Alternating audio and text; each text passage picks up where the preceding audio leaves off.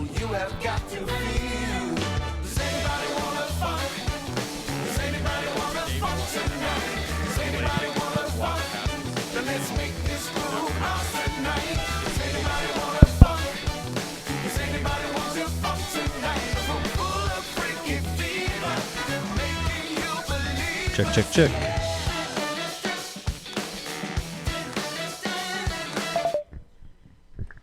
Hey, how you guys doing? Very good. How about you, Scott? Oh, I'm doing fantastic. Thank you so much, everyone, for coming out. So since this is the entrepreneurships thing, this is the advisor, Mr. Wilson Zaire. So I'll let Wilson take it over to open things up. Hi, everyone. Can you hear me okay? Yes, I got it. Good evening. Thank you for being here. Really appreciate it. We've been working on entrepreneurship for the last couple of years at Eastern Oregon University. We started out doing some speaker series on campus. So we've been. Oh, can you not hear me? All right. Hold on. Working on it. He's just jealous, right? He's gonna turn me down. Here, why don't you just take this for now, and I'll figure that one out. So, anyway, we've done a number of guest speakers over the last couple of years, bringing people in from other parts of the state.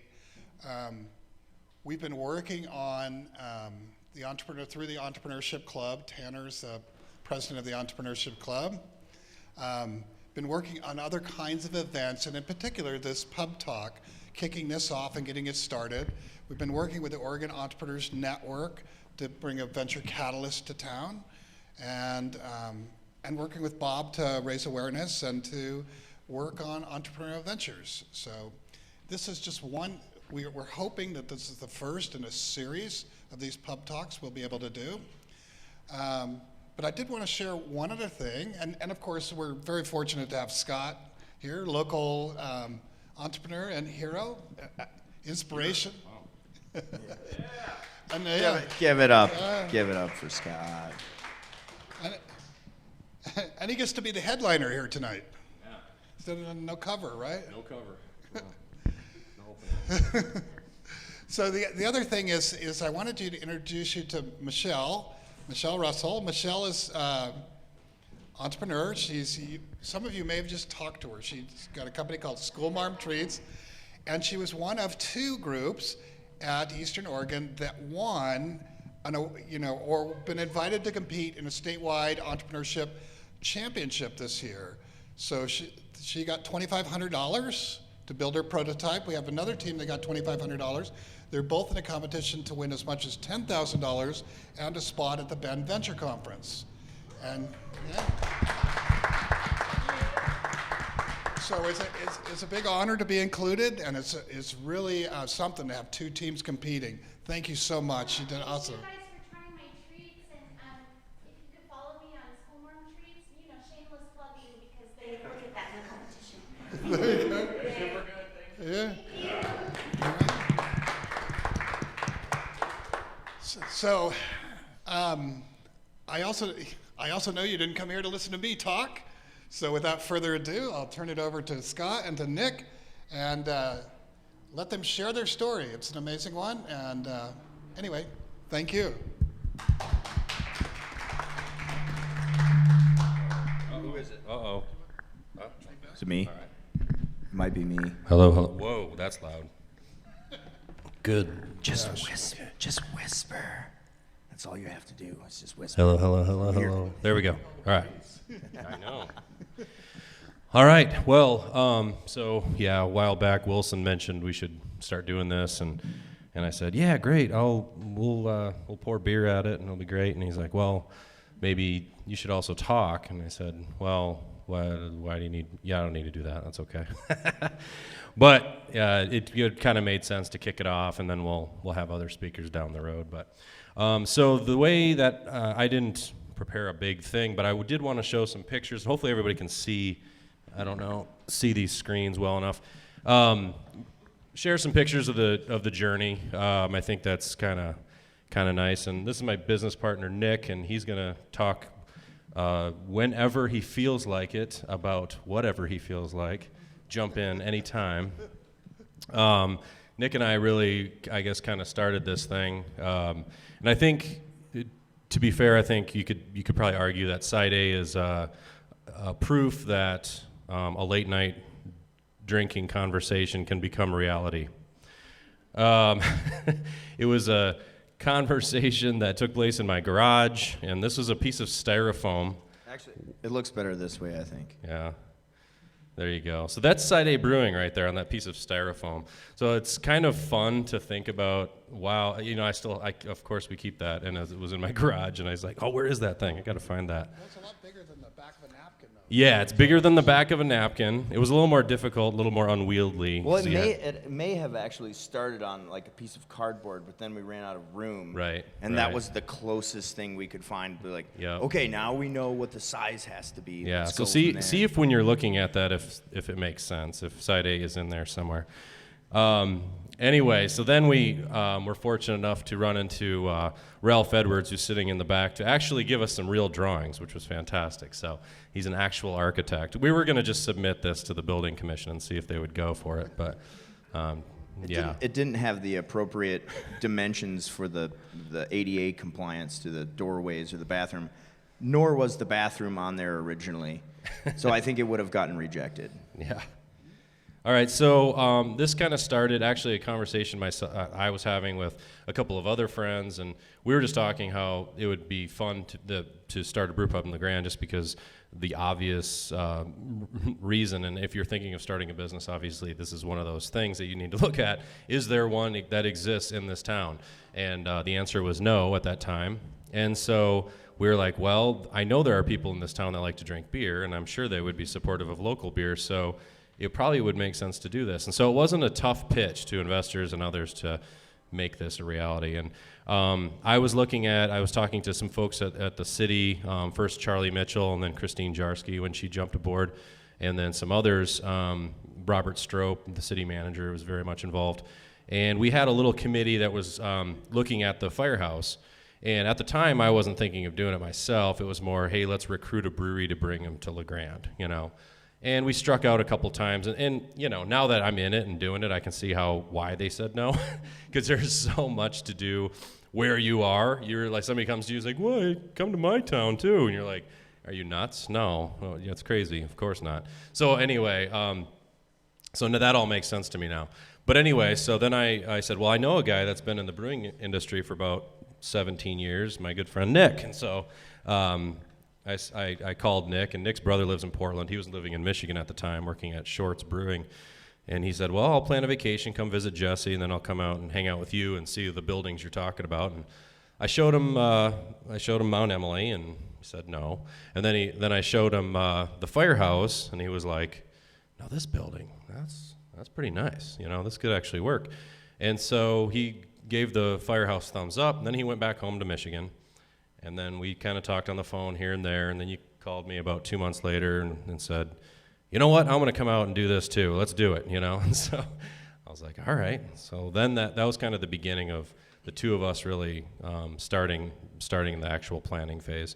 So we got serious, having some serious conversations in my garage, drawing on styrofoam. And You'll notice there's hardly any revision to this either. No revisions. Yeah, It's no just revisions. strokes of genius.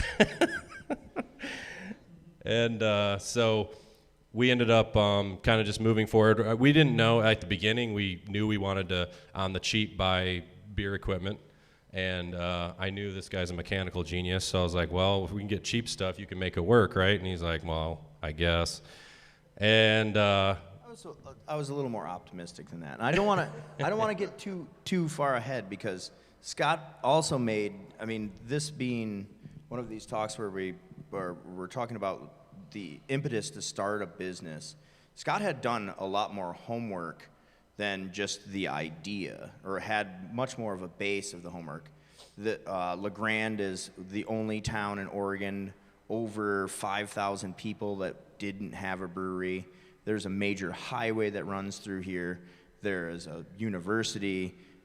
It wasn't just that the locals want, you're not just going to be out in Imbler and start a brewery because 10,000 cars drive by. There's a difference to, what really got me on board is the fact that Scott actually went and did the homework and set up, like this could succeed because of these parameters. And that's something, Yeah, I was just going to say, well, you also have to answer the question, why isn't that one working, right? Yeah. I mean, and so I know you heard that more than once. Sure, yeah, from you, actually. I remember pitching this idea to Wilson when he first arrived, and he's like, well, they had one, and it didn't work. I know. Yeah, I mean, we all have reasons why it didn't work. Personally, I know a lot of people talk about the product and that, and personally, I felt like the space just wasn't quite right for a brew pub. I thought it fit like a tap room atmosphere better, but to have the brewing and everything all in that small space, I just thought it was kind of a small space for that, and it would have been pretty cramped to try to make it work in there.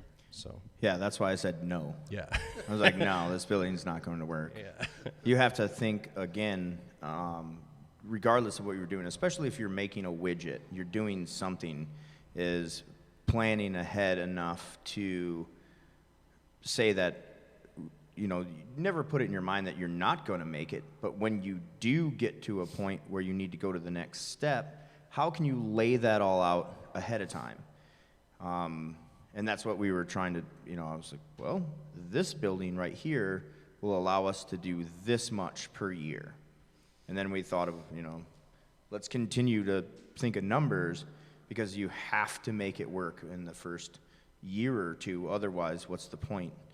And without having the forethought, we probably saved hundreds of thousands of dollars with thinking about what's going to happen in the future, and where we put everything from the water lines to electrical and everything else. And that just basically came out of experience. So in getting into something ahead of time, so that's why I thought that building was more appropriate, because it had two different power supplies. It had a 2-inch water main coming into it. And so Scott can get more into the money and finance stuff, but the outside. Okay, continue. No, I was just going to say, well, you raised a good point. And Nick had experience where a brew pub was going along fine, and then they wanted to grow, and all of a sudden it was going to be, oh my goodness, we need a pretty serious bank loan to take that next step, because we didn't think about that next step having to be taken while we were starting. We just wanted to open as quickly as we could. So I think that's an important point, given that everyone here is an entrepreneur or budding entrepreneur. Think about two things. One, where you are, making that work, but also thinking about those growth potentials and making sure that you're set up so that you can grow when the time occurs, because it will if you have a good product, right? And that's another thing. Be honest with yourself. Make sure your product's good and that you can do what, obviously everyone does.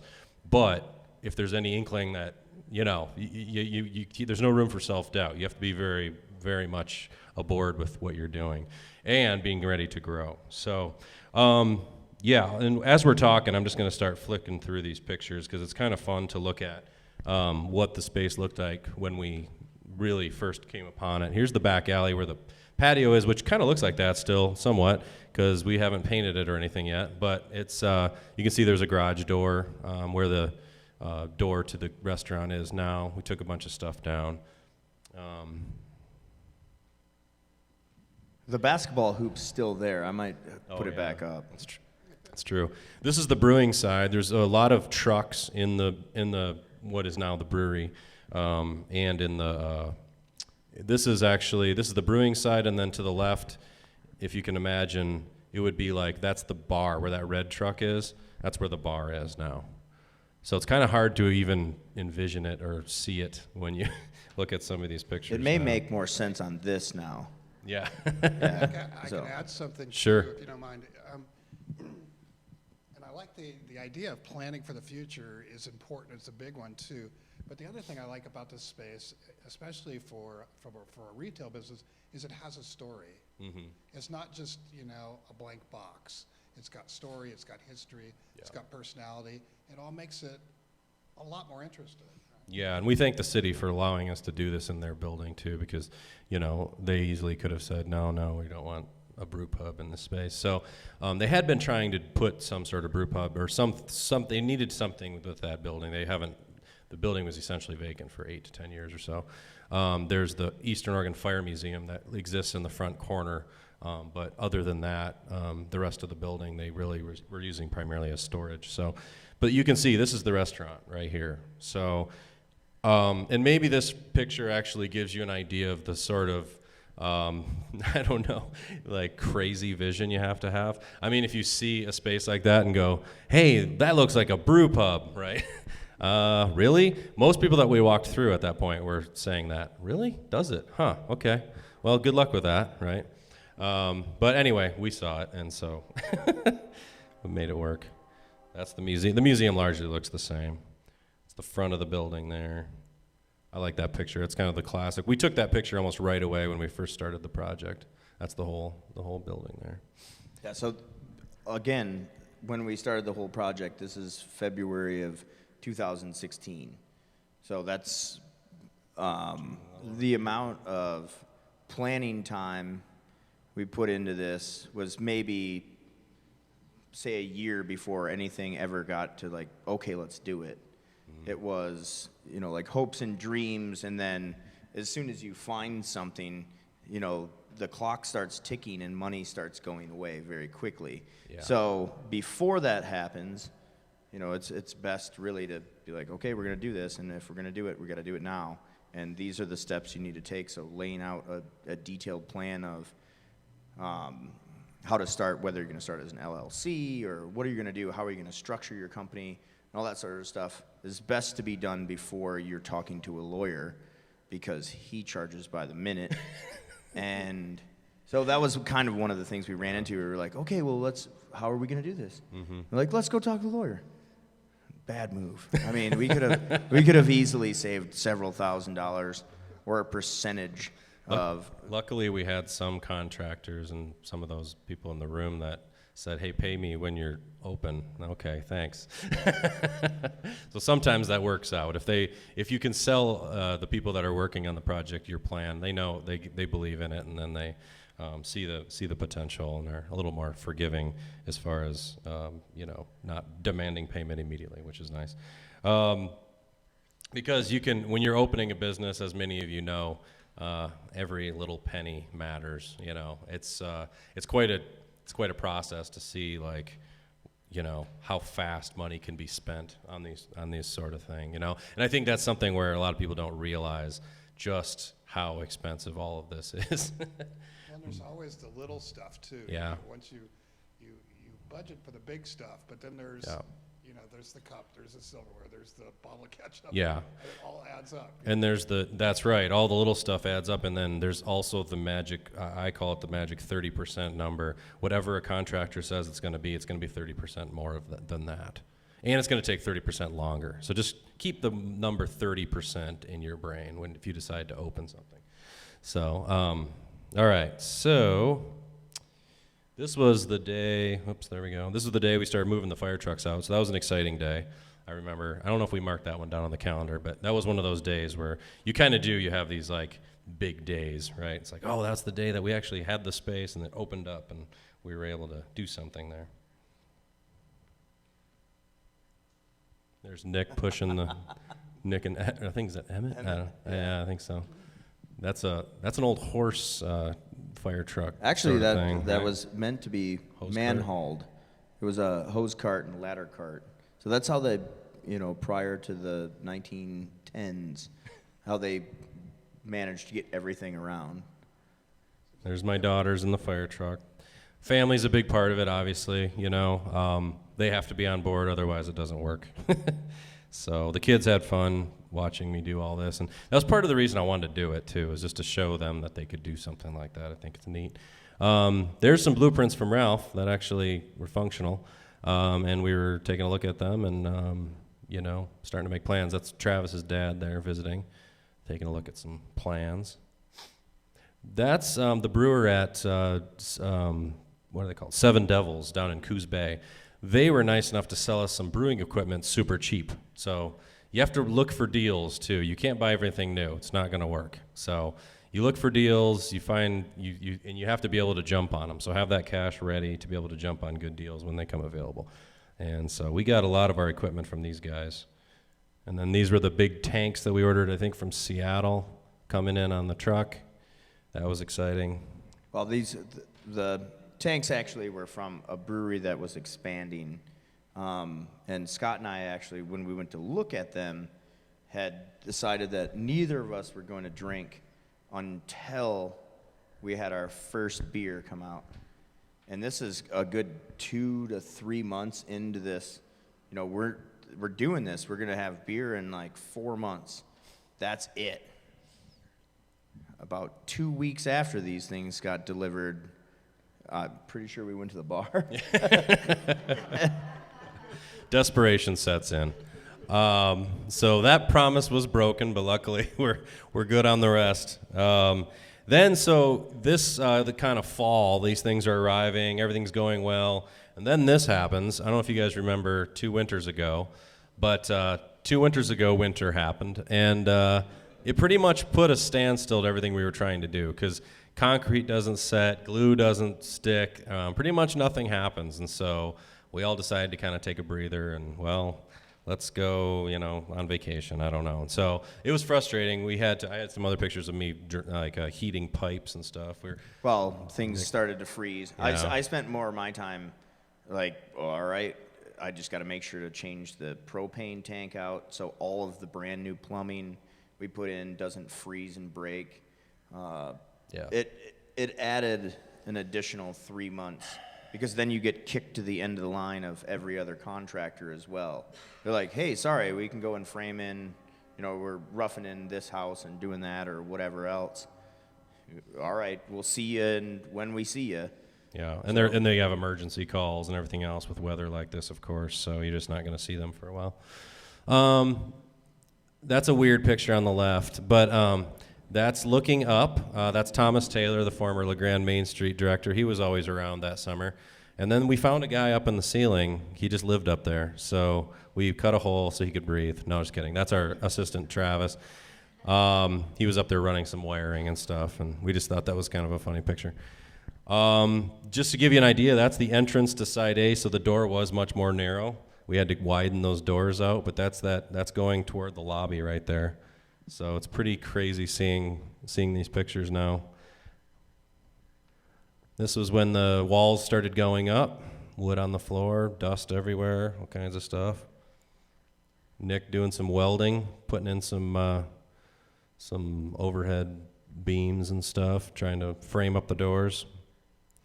And there's the kitchen walls, the framing of the kitchen walls. You can see the propane tanks down there. That's to keep everything warm, because we had to buy these cheap heaters that just blasted hot air because it was so cold. We have no insulation or anything. Travis, so the whole wall was white, and Travis started chipping away at the white, and then he left the shape of Oregon, which we still have over there, which was kind of cool. That was a cool surprise. He basically took like a small amount of inspiration and be like, this isn't going to cost anything. Just drew it on the wall and was like, wouldn't that be cool? We're like, yes, that will be cool. And that was the thing is, I mean, in any new space, things can be changed or things can go, but when things cost nothing to do and make them more special, especially with an older space like this, I don't know if you have pictures of what we found behind the walls. Like there were so many layers to this building. It was built, 1880 or something like that is when they started construction. So you peel a shiplap off, and then there's plaster behind it, and there's graffiti from guys from the 1920s. They were just like, I painted the wall today, and I did this, whatever. So there's a lot of history in that. And then something like this is just adding something special that it didn't cost us anything. Yeah, that was my rule. Whenever these guys wanted to do something, I was like, well, start with zero, see what you can do with that, and then if you need money after that, see what. That actually should be the title of this. Is Start with zero. And That's see right. where you can go with that. Don't start with a huge budget. Start with zero, whatever you can do with zero, and then completely make it so you have nothing left to do, and then okay, now what do I do with $100 or $1,000 or something? So you can see the ceilings were pretty rough. That's all the walls starting to go up there. It's starting to look like Side A little bit now. Those are the bathrooms. Doesn't really look like the bathrooms. Walls are starting to get drywalled and everything. The picture on the left, that's the bar. So the bar came in on just slabs of wood. And so they looked like that when they first came in. Beautiful pieces of wood. What is the type of wood? I forget. Is it Western larch. larch? That's right. Yeah. Not the best wood for a bar, if anybody's looking. Yeah, it's soft. But again, start with 0. And this guy who's standing there, that's Eric Carlson. He was very important to the whole process, too. He added a lot that kind of makes Side A Side A. The first thing being the bar. He was kind of the mastermind with the bar. He also made the cool A, the big iron A that's behind the bar, which is awesome. Really amazing craftsman. Lives out in Wallowa County. And he threw this together pretty fast. I was pretty amazed. I was like, wow, okay, that's cool. Yep, things, at this point, I just got to say, at this point, I was like, oh man, we're almost open. This is awesome. And you'd bring people in, like my wife, and she would look at that and go, oh, this is just never going to happen, you know? And I'm like, what are you talking about? Everything's there. We're done, you know? There it is, Side A. Come on in and drink a beer. Yeah, some folks painting. I did. Yeah, we did drink a little bit of Rainier during this process at this point. And the table, the famous table that's in the middle of the room. So that came in, that's Eric Carlson's table. He brought it in on his truck and trailer. And those 6 guys there, that was the first attempt. That did not work. We actually started pulling people off the street. Yeah. We're like, we'll give you a beer. I mean, And people just voluntarily, see if I can remember some names. Chris Burford, the general counsel up at EOU, he just jumped in. Brian Grimshaw, a lot of you guys know Brian. He just jumped in, tied his dog up to a tree and came. It was really actually one of those cool moments where they saw us all struggling and people just started coming in and being like, we'll help, we'll help. So it ended up being about 12 guys moving this thing. As you can see there's about 8 of us now around that thing, and it was pretty cool. There's Chris actually walking up to help out, but pretty neat process to see the whole community kind of jump in on it. And it got into the room, so there it was. And then we were like, wow, this is too big. We couldn't believe how big. It was, the story of the table is we had tables enough for the outside, and we didn't have much for the middle, and we couldn't afford more tables, really. And so Eric was like, well, I have a picnic table. And I was like, oh, cool, picnic table. Sure, yeah, that'd probably work. And he's like, no, it's a big picnic table. Like, oh, like how big? Oh, 28 feet. Oh, okay. That is a big picnic table. A lot of friends, yeah. So there's the A going up. And finally it was mounted. It weighs about 550 pounds. It's pretty amazing. If anybody's interested. And the wood behind it is actually old barn wood, is floor barn wood from 100-and-some-year-old dairy barn. So it's got a cool history too. And then the bar that's underneath the taps, that all came from Pendleton's old theater. We went up and got that wood from there. So the theater that they're tearing down, similar to the Liberty Theater project, they have a theater project in Pendleton. And the guy who was working on that just like, well, I got free wood, come get it. And we're like, okay. So that wood that's on the back side of the Side A bar is that wood. It's pretty neat. It's a little bit of history. So this is the opening day. It's our soft opening. It was a Grande Main Street event, being that I was on the board. Jim was on the board. Jim's probably in there somewhere. Everybody came and had dinner. It was just kind of a private thing and allowed us to kind of test everything out. It's always good to do these soft openings, try things out before the general public actually comes in there and wants to give it a go. So it was good. It was controlled chaos. Another picture of that. There's my Uncle Dave flexing for the camera.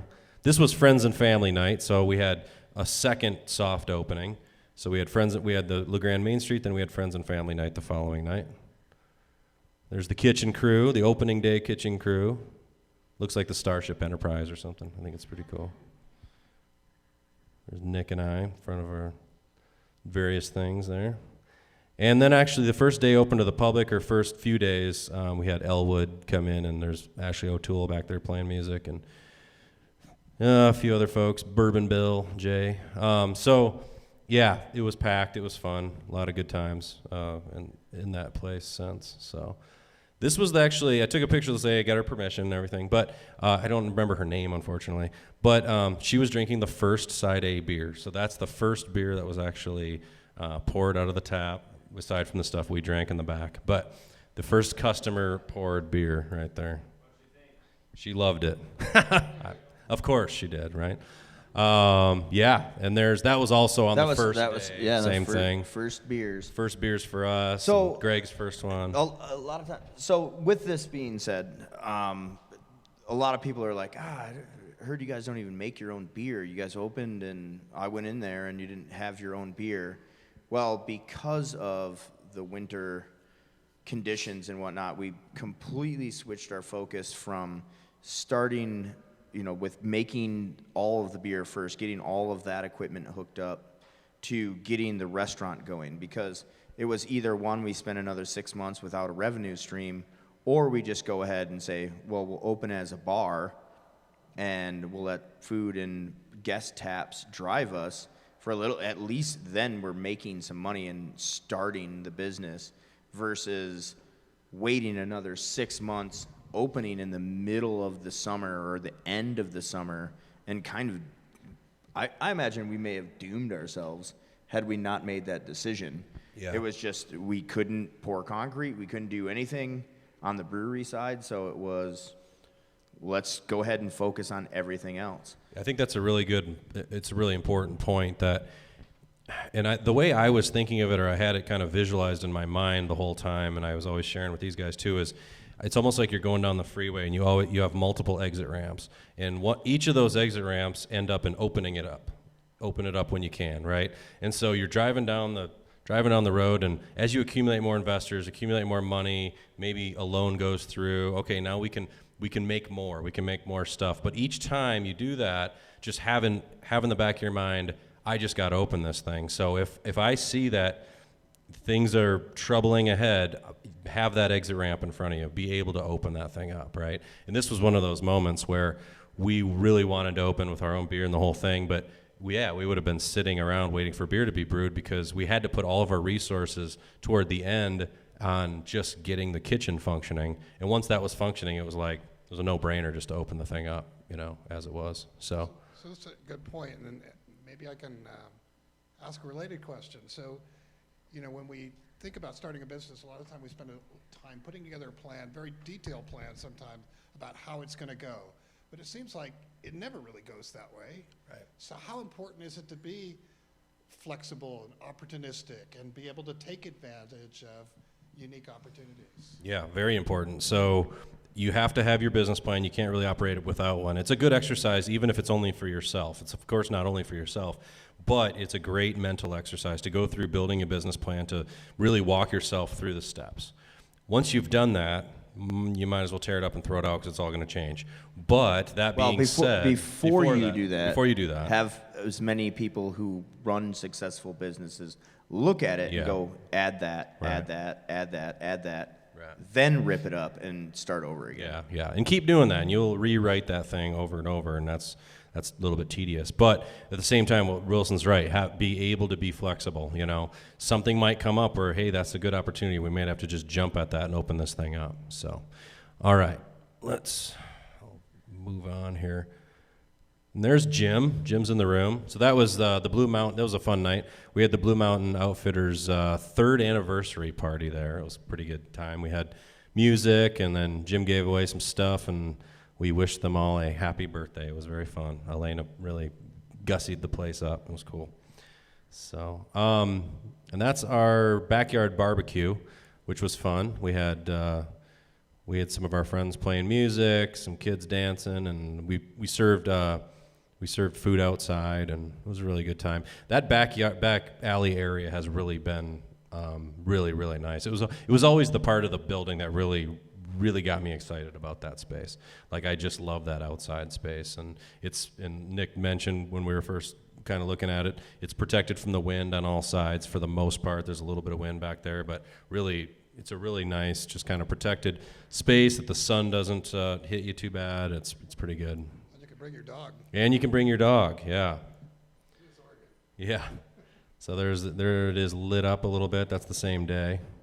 And the tower, the magic tower. I like to think of the tower as being this thing that I just, it's so iconic to me in this town. Like, that tower is just so special. It's something that, you know, we feature it in our logo and everything else because I just feel like it's that sort of thing that you know you're there when you see that. You know, it's just kind of one of those special things, along with the A, of course. There's the Entrepreneur Club of a couple years ago. They came, did a walkthrough while we were building it, which was pretty cool. There's Tanner. Tanner's in there somewhere. Aren't you? Or no? Oh, yeah, you're in the back. There you are. I see you. Okay. Yep. Anybody else in that picture? Mariah's there? Nobody else? Okay. Oh, yeah, Wilson's there. I threw this picture in just because it's kind of fun to meet your heroes sometimes. That guy's sitting at the end. That's Rob Widmer. So Rob Widmer is one of the Widmer brothers. And Travis, he happened to be out here on the road. And Travis, our third partner, worked with Rob and worked for Widmer Brothers for a very long time. And so he heard he was in town and knew him well enough to be able to like, hey, can we sit down and have a beer with you? So we all got together. That's Mary, who owns Earth and Vine right there on the right-hand side.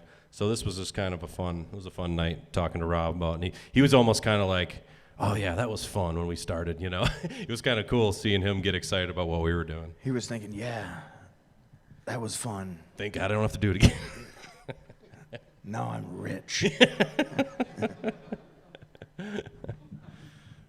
This is how we try to get EOU involved, of course. Myself, Wilson, we're all at EOU, and all the students here. And so we did a thing a couple times called Spirit Night, where the professors came down and served for the night.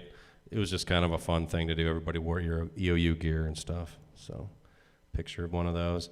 This is something we did recently. This was up at Anthony Lakes. They took us out by snowmobile out onto a frozen lake and had us pour beer and serve food, and it actually was way more fun than how they were selling it to me. I was like, okay, I don't know if that sounds like a good idea, but it was a blast. It was a really good time.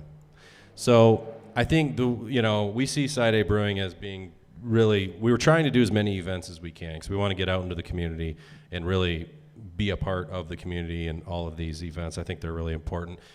Of course, you can think of it selfishly. It brings people here and whatever, but I just think it's fun to go and do this stuff and experience all these things too.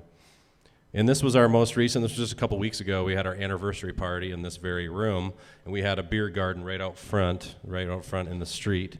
And so that's a picture of the building you guys are sitting in right now. Everybody out front. Well, with that, again, Scott's not going to tell you how much money we actually made that night. Because I think it was $11. Yeah, it wasn't very much. Some of these events you spend more. However, it was a party, and that was the thing is, you can go ahead and base your business model off of nothing but profit and never giving anything back or, treating your employees horribly, but you're going to get what you pay for. And something like this, everybody there was so appreciative. And that's how your business is going to continue to grow is because, you don't have to take. You can always give back. And we made $11. I was like, awesome.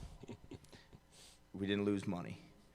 When they started Hewlett Packard, that was one of the things they would say, if we add value, if we build cool stuff, the money will come. Yeah. It's not about the money. Yeah.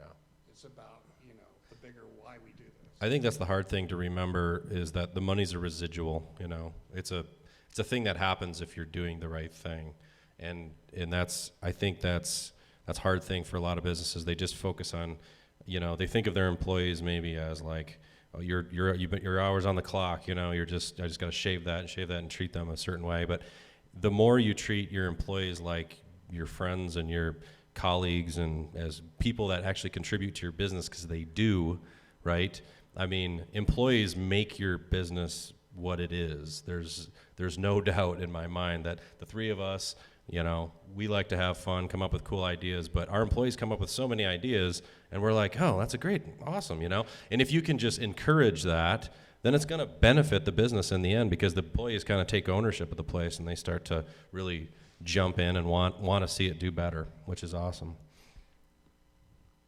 This is a band called Dirty Revival who's coming on this very stage. Shameless plug. Shameless plug. June 16th. It's a week of welcome. It's going to be a lot of fun. So come down. These guys are a dance band. Should be a good time. All right. So speaking of the employees, I threw some pictures of the employees having a good time on there, and this is something called beer choir that happens now. And so thinking back to those pictures where we started with the fire trucks in there, and then you create the space that looks like that where everybody's enjoying themselves and having a good time. It's pretty rewarding to see it in action, for sure. I think that's the most fun part about all this, is to see people enjoying themselves. And my dad, actually, who was a skeptic this entire time of producing this brew pub, he looked at me one night, and it was a night like that, and he said, "You must be really excited just to see I don't see anybody with a frown on their face, you know." And I think that's pretty neat to say, like, everybody's smiling, everybody's enjoying themselves. I think that's really cool. All right, that's it. That's all I have. And Nick, you have anything else to add?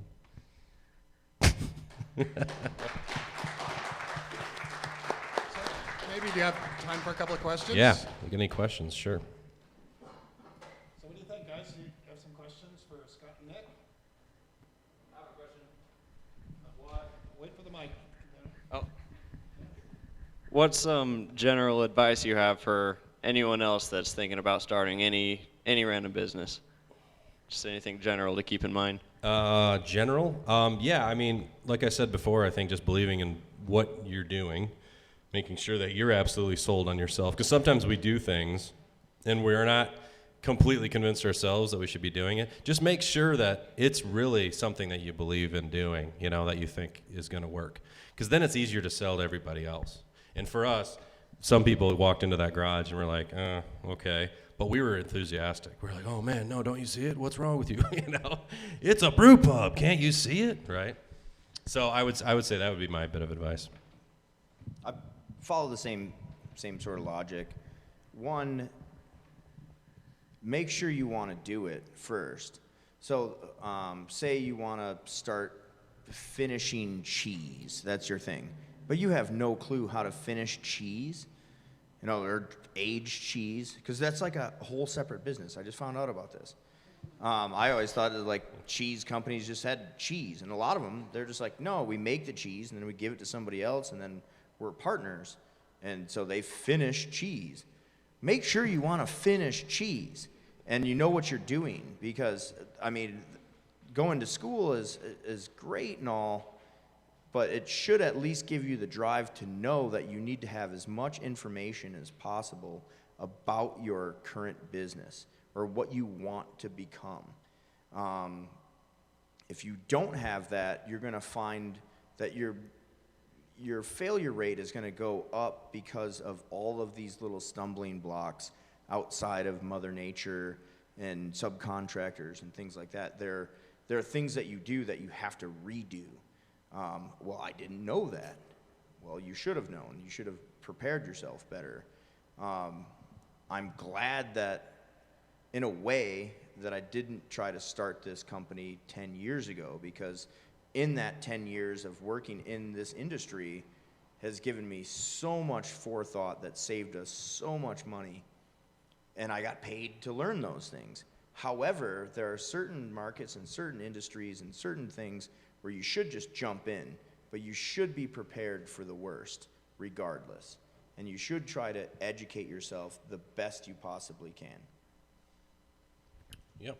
And I think having a vision of where things are going too, which is related to what we were talking about before as well.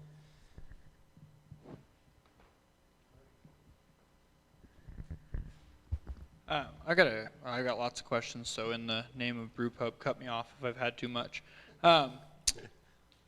Social media is pretty obvious. It needs to be a part of the business nowadays, especially in a small town. How do you guys balance what you participate in on social media, how you go about that, and how important is it really to your overall business? Well, I think in being in a small town, or even in a large town, but especially in a small town, everybody knows you. If you're going to start a business, you're going to become Grande famous. And so everybody, you know, you walk down the street, you may not know that person, but they might know you. So it's important that you're always doing the right thing, first of all. And that includes being on social media. You know, you have to be a responsible social media participant as well. Because if I'm not going to name names, but there are people that, you know, are pretty visible in this community, and they kind of do things on social media, and you're like, Okay, I don't know if that's a good idea, right? Because you own a business, and then there's going to be some people, there's always going to be people that agree with you, and there are people that aren't going to agree with you, especially in our political climate and whatnot. And it's not a good idea to be out there just like kind of raging on this or that, because, you know, folks are going to relate what you say to your business. You know, there's no doubt. But social media in general, so that's kind of the one side of things, but social media in general has been really important for us. I'd say most of our marketing budget goes to two things, and that's social media and then freeway signs. Scott has a collection of billboards. I have that a you collection should of billboards all be now. jealous of. So if anybody wants one, I'm willing to sell one. No, the billboard situation has been a learning experience. I didn't realize that Oregon won't allow more to be built. And so there's only so many billboards out there. And when one comes available, you either jump on it or you don't. And so right now we have too many, but I'm going to let one go here in August. But I wanted one from each direction. So I wanted one to capture the Boise to Portland traffic and one to capture the Portland to Boise traffic. And we have that now. So I'm going to try to keep those if we can. And yeah, but the social media perspective, I mean, that's how we do most of our marketing, Instagram and Facebook. And just luckily, we have enough people liking the business that it reaches a lot of people when we put something up. So you think school marms should get on that billboard? yeah, absolutely. Yeah. Talk to me afterwards. No. Did you have another one? I got plenty, but I give everybody else a chance. I guess you're up again. All right. Looking back, what would be one of your largest financial decisions you would make differently and why? And then what would be one of your largest mental decisions in the process you would make differently and why, whether it's regarding family or the business or partnership in general? Wow. Financial, I mean, the financial front, I think we maybe could have gotten by waiting for, like, we have 4 fermenters, and we spent a lot of money on those 4 fermenters. We maybe could have gotten by with just 2 to start, and I think that would have been reasonable, but we got really good deals on all 4. But that, whatever, 15 grand we ended up spending on those could have came in handy closer to opening for sure. So maybe that. Honestly, looking back, there's not too many things I'd do differently. I mean, we made it, we opened the thing without too many like real big like, oh my gosh, why did we do that? That was so stupid. I mean, I jokingly always told these guys like start with 0 and see what we do from there. And that actually did work. I mean, for us to always be thinking about what do we have at our disposal right now that we could do, and then let's think about budgeting something that we absolutely need, you know, and especially on the brewery side. There's a ton of tools that we still don't have. That would be great to have. Nick is like, I'm sure hurting for all the amazing tools he had at Shorts and other places, you know, that we can't afford yet. Hopefully down the road we can, but I wouldn't say we made any serious financial hiccups. The second question was about, I remember it was about family. I'm sorry, what was the question? Mentally, partnerships, things like that. Yeah. Anything you wish you maybe capitalized on early? No, I mean, I would say starting a business puts a strain on all of your personal relationships, for sure. There's more pressure. I have family members who now, after year 1, are like, why didn't we give you money? You know, I mean, and that's a touchy subject, you know. It's kind of like if anybody's involved in multi-level marketing, it's not the sweetest thing because you're out there selling to your family and friends, right? But starting a business is kind of like that too. It's like, hey, believe in my idea. Would you like to invest in this? And some will, some won't. And you can't hold grudges. I mean, or even nobody knows exactly what their financial position is. And if maybe they really wanted to and they just couldn't, and that's okay, you know. But the important part is that they're supporting you in other ways, you know. And so I think you'll get support from family and friends, and it'll come in different ways, shapes, and forms. But I think, you know, the 3 of us have, you know, we've had a few issues, but for the most part, we've known each other. I guess that's part of the story we didn't really tell on this slideshow, but the 3 of us have known each other since we were kids, and so we all grew up in northern Michigan together, and so we kind of know each other from a lot of different experiences in life, and so here we are, and this is just another one, you know, that we're able to work through issues with. I was actually recently asked by a reporter from our hometown that similar question. How is your, you know, long-time relationship actually working out? You know, is it because you guys are friends? Do you fight every day? Do you get along? And I just think it's still the honeymoon period that we've been going through for the last 25 years. Yeah. You know, we never had worked together like this. However, knowing your business partners in such an intimate way, in the fact that Scott and I played Little League Baseball together and rode the bus and whatever else, I have no problem talking to him about something. He has no problem talking to me about something. We understand that neither of us is going to take it personally. And if we do, we're just going to beat each other up and then go on with the next thing. So I think that's actually a pretty important part of when you look at the structure of your business. Who's going to do what? Do you communicate well? Can you continue to do this without having to worry about this weird subconscious reciprocity that's going to happen? You're like, oh, I pissed him off this time. Is he ever going to forgive me? Because most of the things that I do, they're not the worst thing I've ever done.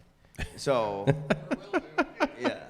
I think too, with the three of us, and it bleeds into the employees a little bit, I think, as well, as our sense of humor. We're pretty reliant on that to get us through the tough times. I mean, to make fun of the situation and just make fun of each other and not have, and have really thick skin, not be, take offense to anything, and just kind of give each other crap when it's warranted, and that sort of thing, and just keep it light and fun as much as possible, even as heavy as the situation becomes, so.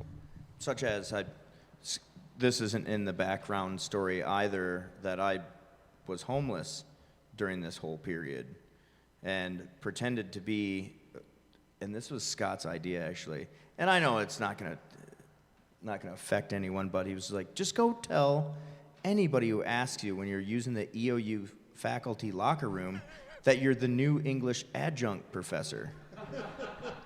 And I was like, well, I'm covered in dirt, and I walk in, I'm like, oh yeah, English professor. And everybody had already met me before or something like that, and there was an overwhelming sense of welcomeness. They were just like, sure. I told them the English adjunct because there's so many of them that it's like, you don't know who's the new English adjunct professor that year. So I was like, that'll be perfect. Just tell them you're an English adjunct professor. I had my own locker. It was great. So I have another related question too. I mean, every not just every entrepreneur has a journey, but every life has a journey, right? With a series of experiences and things you collect along the way.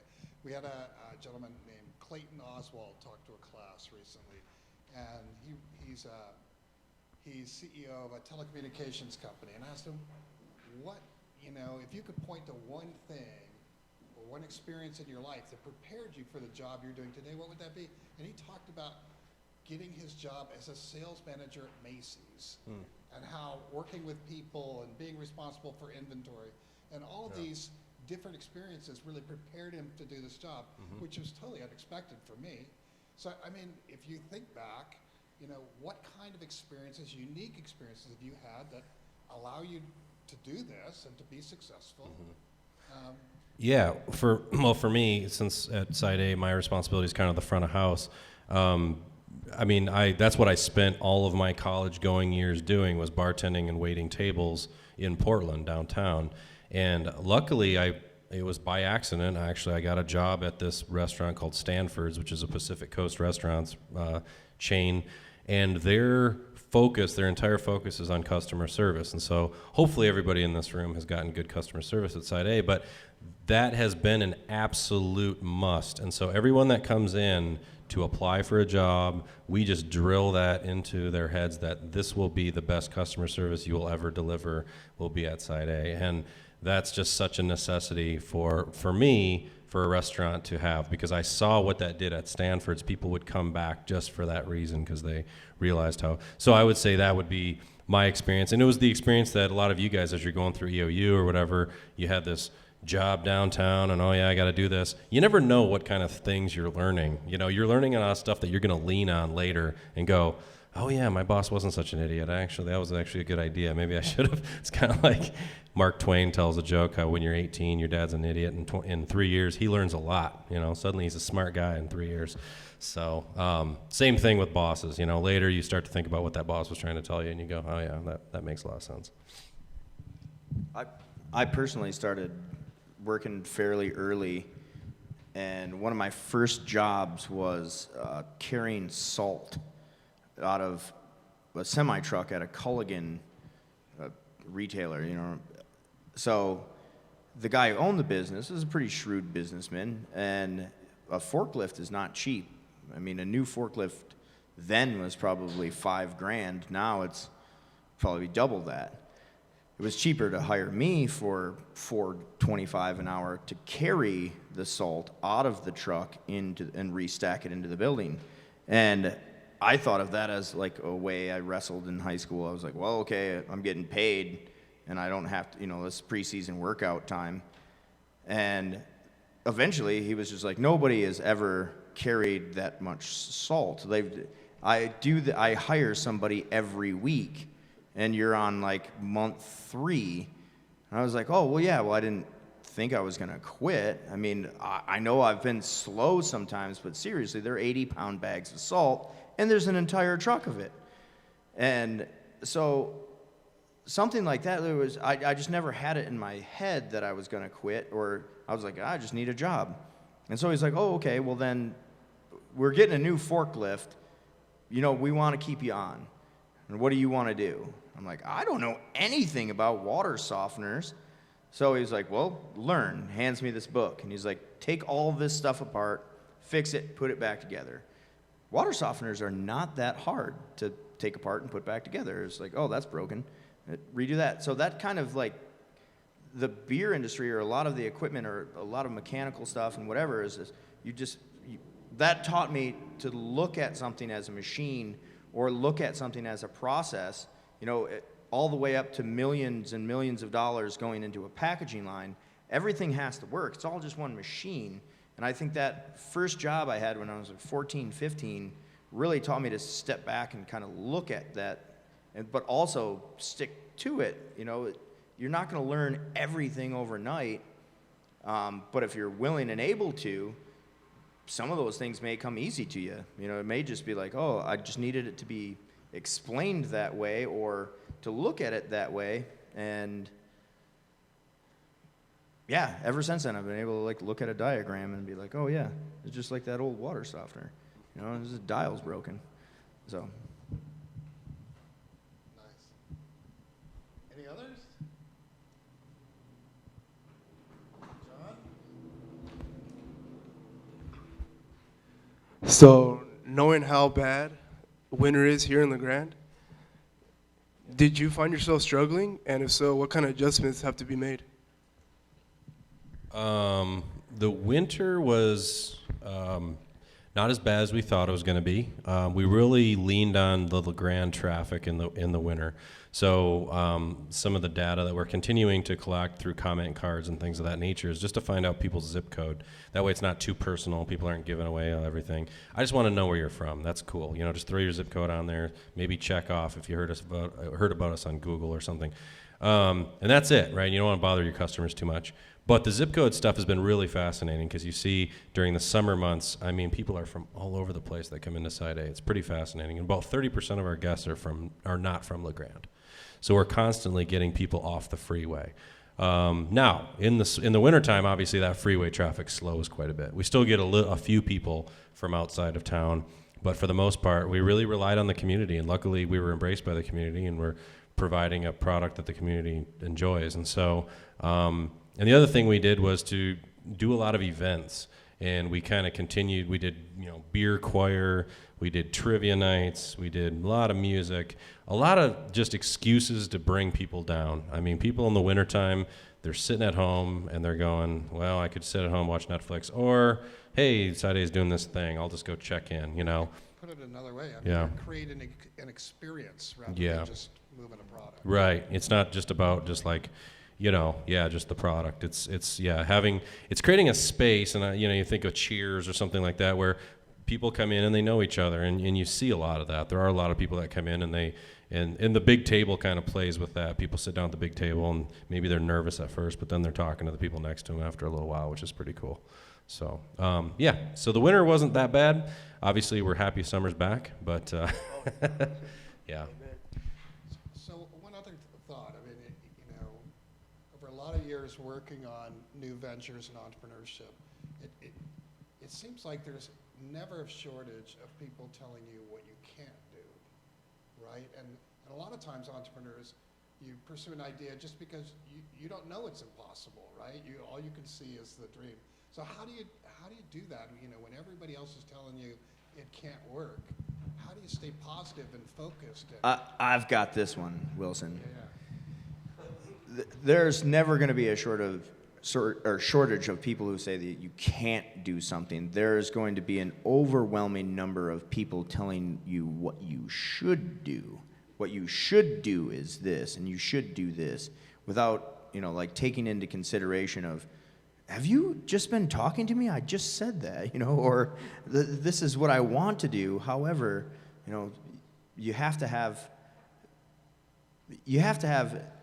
an idea of how much input to take in from other people and knowing what their experience is. So when somebody who has a ton of experience trying to do what you're doing and they say, you can't do that, ask why. Really do ask why. Be like, why can't I do that? And if it doesn't make any sense,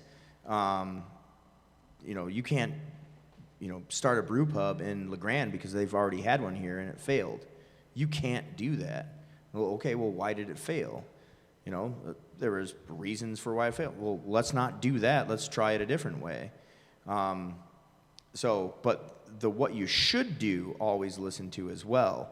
But be ready to answer those questions or saying, you should do this. And without, pissing people off or telling them they're wrong, there's a lot of you should do this, and it's like, well, I want to do that, however, I can't because. And you're never alienating anybody that way, and because that might be somebody that you need help from in the future, or whatever else, doing that one thing. I don't know if that made any sense, but I think it did. Yeah, it's like, well, it's like everybody's going to give you advice constantly, and so it's balancing out what's helpful versus what maybe is a good idea, but you're just not going to, I'm probably not going to do that. And then, of course, there's some ideas that aren't that great. And so, you get all three kind of coming at you all the time. And so maybe that's the skill of the entrepreneur, is judging which one of those is where, okay, you're one of those. Okay. So, yeah. All right. We have time for one more? Sure. You mentioned that you thought about the business for the long term. In planning and doing the process, did you do a 5-year plan, a 10-year plan, or did you already think ahead of passing this business on to your children? Initially, I think it was probably more like a 3 to 5 year plan for this space. But we do have other ideas as far as expansions and things.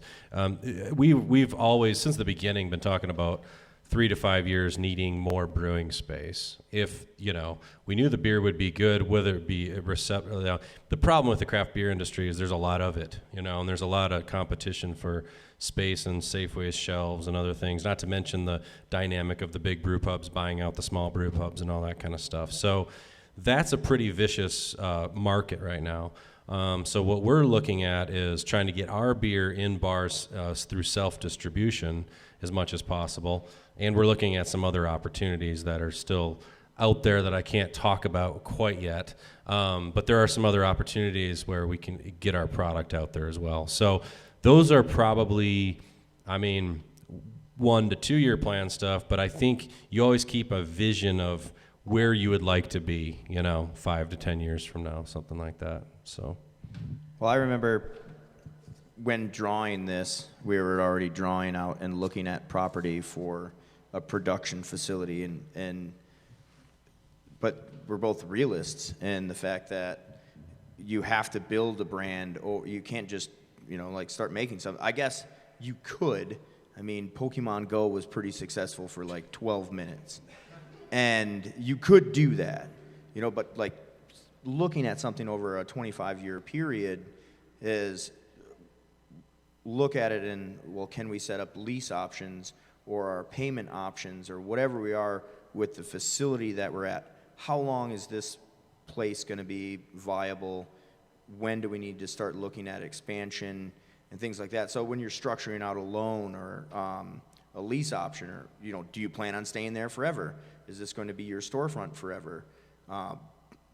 Those are the type of things that we really looked at, not so much as, you know, I hope tomorrow I win the lotto and we're like, okay, sweet, let's do this now. But that's most likely not going to happen.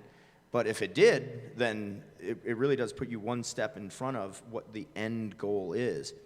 And my end goal is to not have to go and get another job ever again. That's a good goal. The other thing I wanted to say, too, before we finish up, too, is with all these goals, one partner you really have to have, as well as of course, the financial sector. I mean, we were very fortunate that Old West, who's new here in town, that they jumped at helping us out, because they're pretty local. They believed in the project. They saw what we were trying to do, and we were really excited that they wanted to be part of it. And so that was a big boost. So we were probably not going to do quite what Side A is right now without their help. And so I'd like to thank them for that as well. So. Nice job. Well, even putting on an event like this, I mean, a lot goes into it. I mean, there's, you know, Gib helping out on AV, EOU, of course, allowed us to promote it. Scott and Nick, thank you for being here. This facility here, Chris has done an excellent job. Yes, thanks to Chris Jennings for HQ. This is Chris's baby, and we should all appreciate it. This is a very cool venue and a really good thing for Grande. We try to have a lot of music here and stuff, so get familiar with this place and come on back. Eastern Oregon Film Festival coming up Film Festival, yep. in this space. Mo from Yaya Nicky's provided some food for us. Yes, eat food. Mo is, for those who don't know, Mo used to run food services at the university.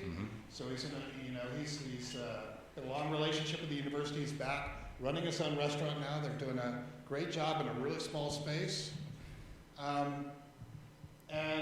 Bob with the chamber. There's, for any kind of event like this or just a business, it takes a village. So Absolutely. we have a lot of people to be thankful for. Are you going to be sticking around for a while? Yeah. Any additional questions?